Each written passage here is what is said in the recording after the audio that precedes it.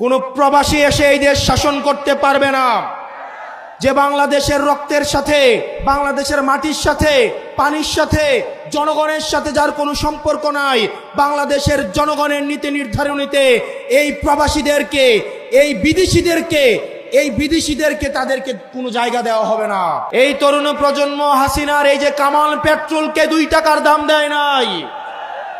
এখন যদি কেউ মনে করে এই অপার যেই সম্ভাবনার তরুণ প্রজন্মকে আবার কামান দিয়ে, আবার পুলিশ দিয়ে, মিলিটারি দিয়ে, পেট্রোল দিয়ে আবার তাদেরকে দমন করা হবে, তাহলে তারা ইতিহাসের ভুল প্রান্তে তার অবস্থান নিচ্ছে। শোনো হে প্রশাসন, 2024 সাল থেকে যদি আপনারা শিক্ষা না নেন, আপনারা যদি আবার আগের ছকের নির্বাচনের দিকে ফিরে যান, আপনারা যদি আবার গুলশানের দিকে লাইন দেন, এই তরুণ প্রজন্ম আপনাদেরকে ক্ষমা করবে না। এই তরুণ প্রজন্ম যারা জুলাই এসে রক্ত দিয়েছিল, এই শাহী খুনি হাসিনাও বলতে বাধ্য হয়েছিল ওদের একটাকে মারলে একটাই যায়, বাকিগুলা রাস্তা থেকে যায় না। আমরা আবরার ফাহাদের উত্তরসূরি, আমরা আলিফের উত্তরসূরি, আমরা হাদি ভাইয়ের উত্তরসূরি। সুতরাং যেসবে ডিসিএসপিরা আবার 14-এর মতো, 18-এর মতো, 24-এর মতো ব্যালট বাক্স ছিনতাই করার চিন্তা করছেন, আপনাদের প্রতি আহ্বান থাকছে, আপনাদের প্রতি আপনাদের পরিণতি হারুনের মতো এবং বেনজিরের মতো হবে। প্রিয় প্রশাসন, আপনারা রাষ্ট্রের অঙ্গ, আপনাদের ছাড়া রাষ্ট্র কোনোভাবেই প্রপারলি ফাংশন করতে পারবে না। আমাদের এই রাষ্ট্রকে যথাযথ চালাতে হলে আমাদের পুলিশ, মিলিটারি, আমাদের সিভিল অ্যাডমিনিস্ট্রেশন, আমাদের বিচার ব্যবস্থা সবকিছুই যথাযথভাবে আমাদের প্রয়োজন। আপনাদের কাছে অনুরোধ থাকবে, আপনারা কোনো দলের গোলাম নন। আওয়ামী লীগ আপনাদেরকে গোলাম বানাইতে চাইছে, আজকে তাদের পরিণতি এবং ঠিকানা হয়েছে দিল্লিতে। আপনারা আপনাদের সহকর্মীদের থেকে শিক্ষা লাভ করেন। আমরা চাই প্রশাসন এবং পুলিশ হবে বাংলাদেশপন্থী। আপনাদের বিএনপিও হওয়ার দরকার নাই, আপনাদের 10 দলীয় ঐক্য জোটেরও কোনো সহায়তা করার দরকার নাই। আপনারা বাংলাদেশটাকে সহায়তা করেন, আপনারা জনগণকে সহায়তা করেন। আমরা জনগণ ঢাল হয়ে জুলাইয়ে যেভাবে থানাগুলোকে পাহারা দিয়েছি, ইউনিয়ন অফিস পাহারা দিয়েছি, এই জনগণ আপনাদেরকে প্রোটেকশন দিবে।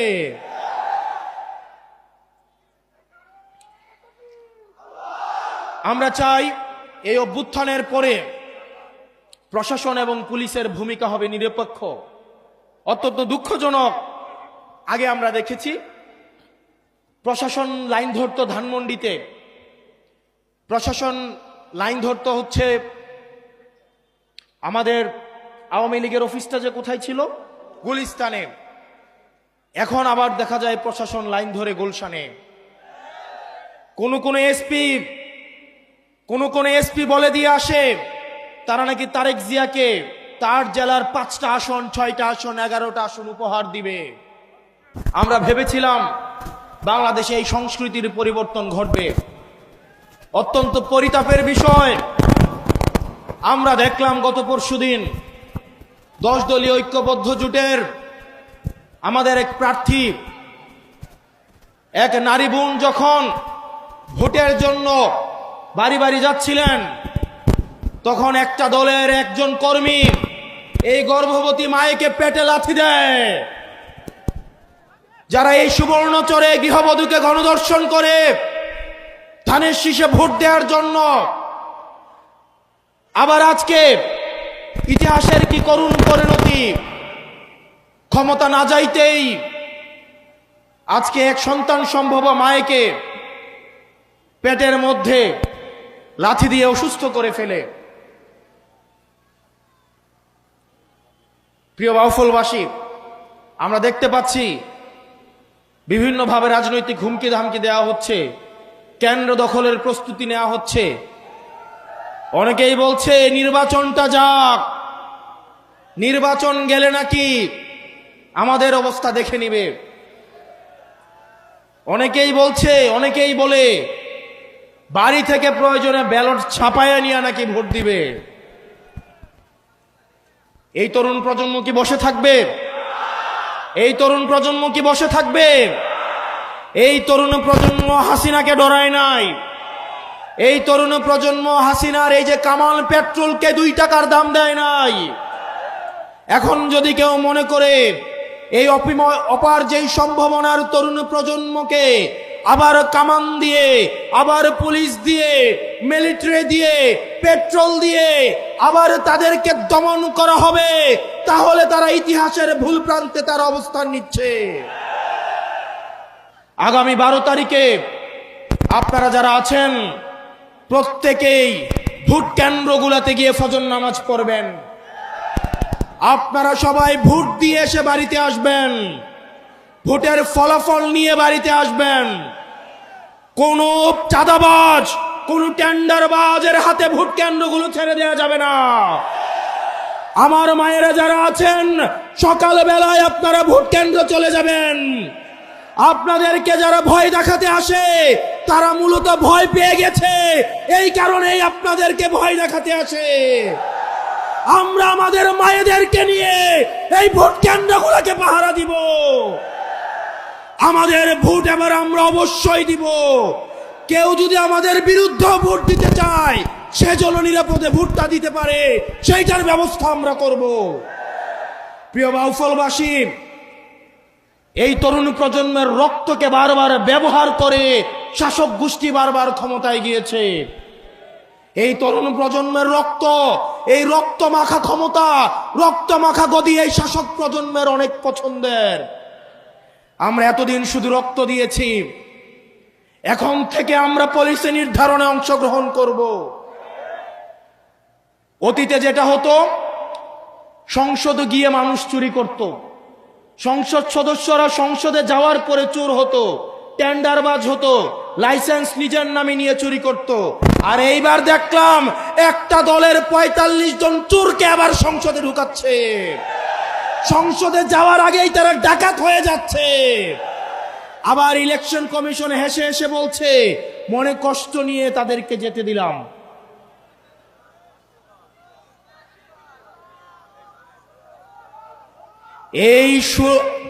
আমাদের এই জুলাই অভ্যুত্থানের শহীদের রক্তের উপরে দাঁড়িয়ে যারা পুঙ্গ হয়েছে, যারা আহত হয়েছে, তাদের উপরে দাঁড়িয়ে মাননীয় ইলেকশন কমিশন আপনাদেরকে, ডাকাতদের এবং চোরদেরকে সেফ এক্সিট দিয়ে সংসদে পাঠাতে আপনাদেরকে এই ইলেকশন কমিশনে বসানো হয় নাই। আগামী বাংলাদেশ কখনোই ঋণ খেলাপিদের হাতে উঠাই দিব না। আগামী বাংলাদেশ ব্যাংক ডাকাতদের হাতে তুলে দিব না। ব্যাংক ডাকাতদের জন্য, ঋণ খেলাপির জন্য এই বাংলাদেশের প্রত্যেক ইঞ্চি মাটিকে আমরা জাহান্নাম বানাই ফেলবো। এই ঋণ খেলাপিরা ব্যাংকের থেকে ঋণ নিয়ে বিদেশে পাচার করে তাদের পরিবারের জন্য বিদেশে সেফ হেভেন এবং বেগম পাড়া বানায়। আর আমাদের দেশের তরুণ প্রজন্ম কর্মসংস্থানের অভাবে কি নিদারুণ করুণ জীবন যাপন করে। আর এদের সন্তানরা বিদেশে থেকে মাদকের জীবন, বিদেশে থেকে বেলাল্লাপনার জীবন যাপন করে। আমরা স্পষ্ট ভাষায় বলছি, ঋণ খেলাপি এবং ব্যাংক ডাকাত তাদেরকে আমরা সংসদে যাইতে দিব না। কিছুদিন আগে দেখলাম বন্দর একটা বিদেশি কোম্পানিকে দেওয়ায় অনেক দল রাস্তায় এসে আন্দোলন করলো যে বন্দর নাকি বিদেশিদের হাতে তুলে দিবে না। অথচ আমরা দেখলাম 138 বছরের শ্রেষ্ঠ 138 বছরের মধ্যে সবচেয়ে বেশি বন্দরে এই বছর ইনকাম হয়েছে। আপনারা বন্দর বিদেশিদের হাতে তুলে দিবেন না, কিন্তু প্রবাসীদেরকে এনে আপনারা সংসদে ঢুকাবেন। এই মুনাফিকে আপনারা নিয়ে কিভাবে ঘুমান? এই প্রবাসীরা এখন সুযোগ আসছে, বাংলাদেশে আসছে। আবার যদি দেখে নির্বাচন উত্তর দক্ষিণ, তাদের যে পাসপোর্ট আছে সেটা নিয়ে আবার বিদেশে পালাবে। এই দেশের ভূমিপুত্ররাই এই দেশ শাসন করবে। কোন প্রবাসী এসে এই দেশ শাসন করতে পারবে না। যে বাংলাদেশের রক্তের সাথে, বাংলাদেশের মাটির সাথে, পানির সাথে, জনগণের সাথে যার কোনো সম্পর্ক নাই, বাংলাদেশের জনগণের নীতি নির্ধারণীতে এই প্রবাসীদেরকে, এই বিদেশিদেরকে তাদেরকে কোনো জায়গা দেওয়া হবে না। প্রিয় বাউফলবাসী, প্রিয় তরুণ প্রজন্ম, আমাদের আগামী বাংলাদেশটা, আমাদের অতীত প্রজন্ম যেই ভুল করে গিয়েছে, সেই ভুলের দায়ভার, সেই ভুলের মাসুল আমরা তরুণ প্রজন্ম বারবার আমরা দিতে পারবো না। ইতিহাসের প্রত্যেকটা প্রান্তে আমাদের অতীত প্রজন্ম ইতিহাসের ভুল প্রান্তে তার অবস্থান নিয়েছে এবং সেটার দায় আমাদেরকে রক্ত দিয়ে আমাদেরকে সেটার দায় শোধ করতে হয়েছে। আমাদের আগামীর বাংলাদেশ হবে সমতার বাংলাদেশ, আগামীর বাংলাদেশ হবে মানবিক মর্যাদার বাংলাদেশ, যেই বাংলাদেশে মত প্রকাশের জন্য আপনাকে গুম করা হবে না, যেই বাংলাদেশে মত প্রকাশের জন্য আপনাকে ক্রস ফায়ারে দেওয়া হবে না, যেই বাংলাদেশে মত প্রকাশের জন্য বাড়ি থেকে উঠিয়ে নিয়ে যাওয়া হবে না, যেই বাংলাদেশে আপনার অধিকার আদায়ের জন্য বাংলাদেশ পরিচয়ের বাইরে আপনাকে হিন্দু পরিচয়, মুসলমান পরিচয়, বৌদ্ধ পরিচয়, খ্রিস্টান পরিচয়, পাহাড়ির পরিচয়, সমতলের পরিচয় আপনাকে ব্যবহার করা লাগবে না। আপনার কেবলমাত্র পরিচয় আপনি বাংলাদেশি পরিচয়ে আপনি সাম্য, মানবিক মর্যাদা, ন্যায় বিচারের আপনি সমান অধিকার পাবেন ইনশাআল্লাহ। আগামী নির্বাচনে আমাদের ঐক্যবদ্ধ বাংলাদেশ, আমাদের বাংলাদেশের প্রধান এবং প্রথম সমস্যাই হচ্ছে দুর্নীতি। আপনি একটা ফুটা ট্যাঙ্কের মধ্যে যতই পানি দেন না কেন, দিন শেষে পানি থাকবে খালি। আমাদের ফুটাগুলাকে বন্ধ করতে হবে, দুর্নীতিকে বন্ধ করতে হবে। অত্যন্ত পরিতাপের বিষয়, আমাদের দুর্নীতি বন্ধর দিকে মনোযোগ নাই, কারণ আমরা দুর্নীতিবাজদেরকে আবার আমাদের অনেক দল সংসদে পাঠাচ্ছে। আগামী নির্বাচন হবে দুর্নীতিবাজদের বিরুদ্ধে নির্বাচন, আগামী নির্বাচন হবে টেন্ডারবাজদের বিরুদ্ধে নির্বাচন, আগামী নির্বাচন হবে এই চাঁদাবাজদের বিরুদ্ধে রেড কার্ডের নির্বাচন। প্রিয় তরুণ প্রজন্ম, আমরা এই তরুণ প্রজন্ম, আমাদের পরিচয় হবে আমরা একটা বৈষম্যমুক্ত বাংলাদেশ নামক একটা রাষ্ট্রের, আধুনিক এবং অগ্রসর রাষ্ট্রের একটা গর্বিত নাগরিক হইতে চাই। আমরা বিশ্ব ব্যবস্থার সাথে শুধুমাত্র তাল মিলিয়ে চলতে চাই, বিষয়টা এমন না। আমরা বিশ্ব ব্যবস্থার নিয়ন্ত্রণ আমরা নিতে চাই। আমাদের রেমিটেন্স যুদ্ধ যেসব ভাইয়েরা বিদেশে রয়েছে তাদের অধিকার আমরা নিশ্চিত করতে চাই। যেসব কৃষক তারা, আমরা আপনাদের এলাকায় গত বছর আসছিলাম, আমি আমার আত্মীয়র বাসা এখানে, গত বছর এসে দেখলাম একটা তরমুজের একটা ট্রাক যদি ঢাকায় পাঠাইতে হয় সেখানেও চাঁদা দিতে হয়, ধান যদি ঢাকায় পাঠাইতে হয় সেখানেও চাঁদা দিতে হয়। একটা সিনজিওয়ালা সারাদিন 500 টাকা ইনকাম করে সেখান থেকেও চাঁদা দিতে হয়। একটা ঝালমুড়িওয়ালা ঝালমুড়ি বিক্রি করে 300-400 টাকা ইনকাম করে সেইখানেও চাঁদা দিতে হয়। মসজিদ কমিটিগুলাকেও নিয়ন্ত্রণ করেছে, স্কুল কমিটিগুলাকেও দখল করেছে, মাদ্রাসাগুলাকেও দখল করেছে। এই চাঁদাবাজদেরকে আগামী নির্বাচনে 12 তারিখ ভোটের মধ্য দিয়ে আমরা তাদেরকে রেড কার্ড দেখাবো ইনশাল্লাহ। এবং এই ফেসিবাদ লড়াইয়ের আপনারা বাউফলের মানুষ হচ্ছেন, আপনাদের গুড লাক, কারণ বাউফল আপনারা এমন একজনকে পেয়েছেন, তাকে যদি আপনারা হারান তার বাউফলকে প্রয়োজন নাই, কিন্তু বাউফলের জন্য মাসুদ ভাইয়ের প্রয়োজন। এবং মাসুদ ভাই, আমরা যখন স্কুল কলেজে পড়ি, মাসুদ ভাই নির্যাতন নিপীড়ন যে ভিডিওগুলো সামনে আসতো, আমাদের একটা ইনোসেন্ট মাইন্ড, আমরা তখন কেবলমাত্র রাজনীতি, ভাই 2006-7 সালে হচ্ছে শিবিরের দায়িত্বশীল ছিলেন, আর আমরা 6-7 সালে হয়তো ক্লাস 1-এ পড়ি বা 2-তে পড়ি।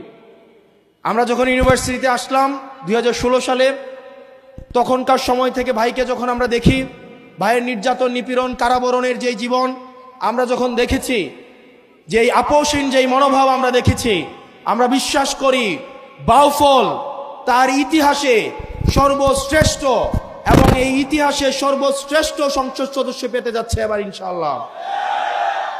এই সংসদ সদস্য মাসুদ ভাই কেবলমাত্র বাউফলের না, ইনি হচ্ছেন সারা বাংলাদেশের সম্পদ।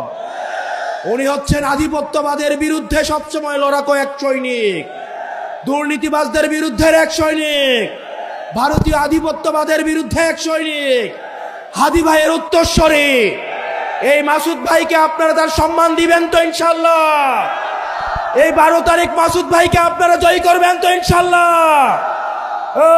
ওই 12 তারিখ সারাদিন, 12 তারিখ সারাদিন, 12 তারিখ সারাদিন দাঁড়িপাল্লায় ভোট দিন, মাসুদ ভাইকে ভোট দিন, মাসুদ ভাইকে ভোট দিন, 12 তারিখ সারাদিন।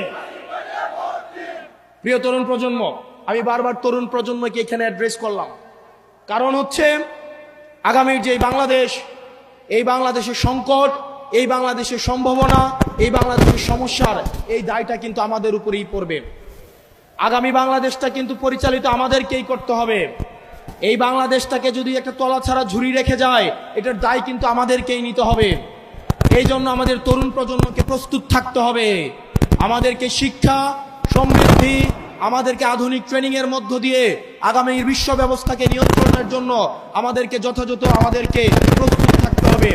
আগামীর যেই বাংলাদেশ, সেটা হচ্ছে ইনসাফের বাংলাদেশ।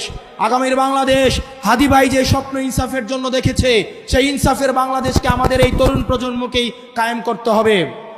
আপনাদের এই বাউফলের আরেক তরুণ প্রজন্মের সৈনিক, যিনি আমাদের এনসিপি থেকে প্রার্থী ছিলেন, কিন্তু এই 10 দলীয় জোটে আসার কারণে যিনি আমাদের মাসুদ ভাইকে সমর্থন দিয়েছেন, অ্যাডভোকেট মুজাহিদুল ইসলাম শাহিন, আমাদের এই তরুণ প্রজন্মের এই আরেক দিক নায়ক, এই মুজাহিদুল ইসলাম শাহিনকেও আপনাদের হাতে তুলেই দিয়ে গেলাম।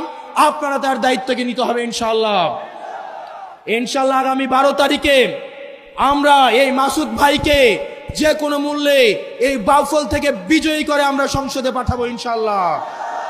ও ইনকিলাব, ইনকিলাব, আপোষটা সংগ্রাম, ইনকিলাব, ইনকিলাব। বাউফলে কোনো মার্কা আছে? সারা বাংলাদেশে কোনো মার্কা আছে? এই সংসদে কোনো মার্কা আছে? ওই সেই মার্কা। আর জোরে সংসদে